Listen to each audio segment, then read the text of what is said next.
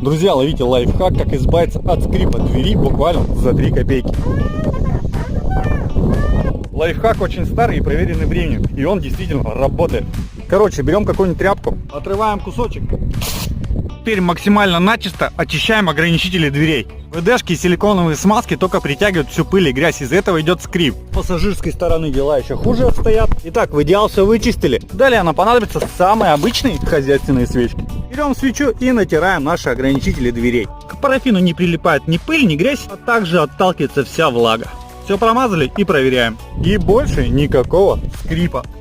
А еще есть лайфхак, как сэкономить на ТО. Заходим на автоспот, выбираем нужный автомобиль и нужное ТО. И на лучшее предложение, чтобы зафиксировать цену, оставляем заявку. Ну вот и все, готово.